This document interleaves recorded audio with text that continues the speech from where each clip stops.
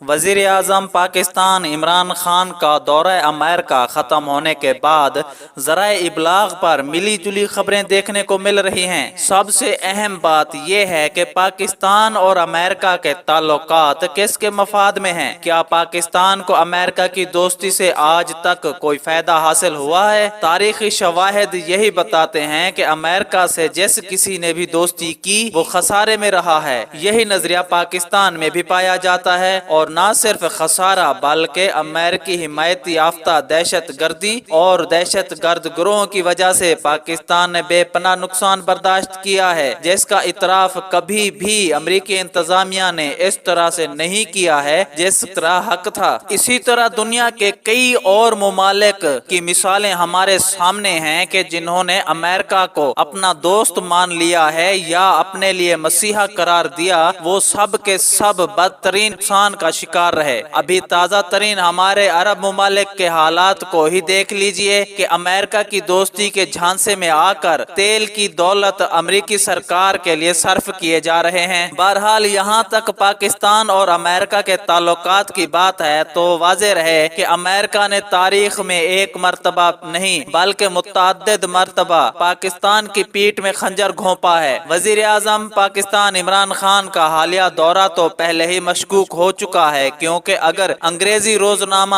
Express tribune میں نشر ہونے والی خبر کا مطالعہ کیا جائے تو اس سے ظاہر ہوتا ہے کہ یہ دورہ چند عرب ممالک اور بالخصوص پاکستان کے برادر اسلامی ملک سعودی عرب کے حکمرانوں کی خواہش پر منظم کیا گیا ہے، اور اس دورے کے لیے انہوں نے امریکہ کے ساتھ کافی پلاننگ کی، جس کے نتیجے میں یہ دورہ عملی جامہ پہنانے میں کامیاب ہوئے۔ آئیے اب بات کرتے ہیں اس دورے میں ہونے والی امریکی صدر اور وزیر اعظم پاکستان عمران خان کی ملاقات کی، جس کو حکومتی حلقے بہت ہی فخر کا باعث سمجھ رہے ہیں۔ حالانکہ امریکی صدر دنیا کی تاریخ کا سب سے بد اخلاق اور غیر ذمہ دار صدر ہے، جنہوں نے اپنی صدارت کے بعد سے اب تک متعدد ایسے کارنامے انجام دیے ہیں جو نہ صرف امریکی صدر کی ذلت کا باعث بنے ہیں بلکہ امریکہ کے عوام کو بھی اس کا خمیازہ بھگتنا پڑا ہے۔ دراصل امریکی صدر سے وزیر اعظم پاکستان عمران خان کی ملاقات کو اس طرح فخری انداز میں پیش کیا جا رہا ہے جیسا کہ کوئی عجوبہ سرانجام ہوا ہے۔ کیا پاکستان جیسے ایٹمی ملک کے وزیر اعظم کو امریکہ کے عام فہم احمق صدر سے ملاقات کو فخر کا باعث قرار دینا چاہیے؟ دراصل امریکہ نے سعودی عرب اور دیگر عرب ممالک کے ذریعے پاکستان کے وزیر اعظم کے امریکی دورے کو حتمی شکل اس لیے دی گئی کیونکہ اگر گزشتہ چند سالوں کی سیاست کا مطالعہ کریں اور مغربی ایشیائی ممالک سمیت جنوبی ایشیائی ممالک میں رونما ہونے والے واقعات کا بغور مشاہدہ کریں تو ایک بات واضح طور پر سمجھ میں آتی ہے کہ امریکہ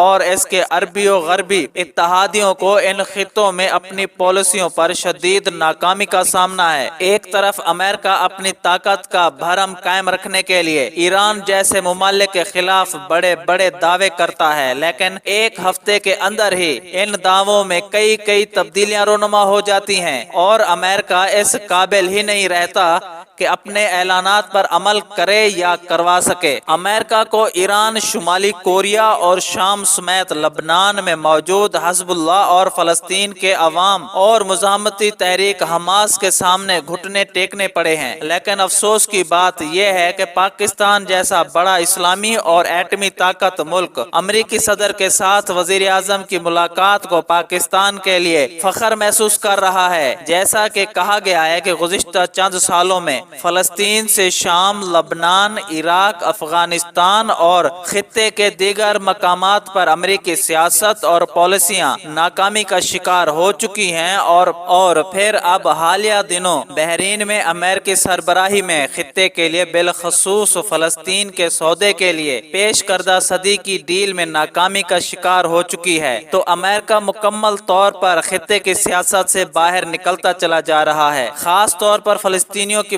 مزاحمت شام میں مزاحمتی قوتوں کے ہاتھوں امریکی حمایت یافتہ دہشت گرد گروہوں کا کلا کیما ہونا، اور پھر افغانستان میں امریکی شکست نے امریکہ کو مغربی ایشیائی اور جنوبی ایشیا کی سیاست سے کنارہ کش بلکہ باہر اور تنہا کر دیا ہے۔ خطے کی موجودہ صورتحال میں امریکی سیاست کی ناکامیوں نے امریکہ کو مجبور کیا ہے کہ وہ اب بے ساکھی کی تلاش کرے۔ ایشیائی ممالک میں پاکستان ہی ایک ایسا بڑا اور طاقتور اسلامی ملک ہے جو امریکہ کے لیے ایک مضبوط بے ساکھی کا کردار ادا کر سکتا ہے، اور اس کام کے لیے امریکہ نے جہاں عرب اتحادیوں کی مدد لی ہے، وہاں براہ راست خود بھی کوشش کی ہے کہ پاکستان کے اہم ترین مسئلہ یعنی کشمیر کی حمایت میں بات کی جائے۔ لیکن یہاں یہ بات ضرور مد نظر رکھنی چاہیے کہ امریکہ جیسے سپر پاور ہونے کا عزم تھا، اب اس کی سپر پاور رفتہ رفتہ ختم ہو رہی ہے، اور اب امریکہ اپنے وجود کی بقا کے لیے جہاں عرب بیساکھیوں کا سہارا لے رہا ہے، وہاں ساتھ ساتھ عرب اتحادیوں کے دوست ممالک بالخصوص پاکستان جیسے عظیم و طاقتور ممالک کو بھی دھوکہ دہی کے ذریعے اپنے جال میں پھنسانے کی تگ دو کر رہا ہے۔ خلاصہ یہی ہے کہ امریکہ کے ساتھ دوستی کا مطلب اپنا نقصان اور بربادی ہے۔ جن جن ممالک نے امریکہ سے دوستی نہیں کی، ان میں خود لاطینی امریکہ کے کئی ممالک شامل ہیں جو پاکستان تو کیا بلکہ عرب ممالک سے بھی بہت چھوٹے ممالک ہیں، جبکہ پاکستان تو پھر ایک بڑا ملک ہے۔ لہٰذا حکومت وقت کو یہ بات یاد رکھنی چاہیے کہ امریکہ کسی کا دوست نہیں ہو سکتا،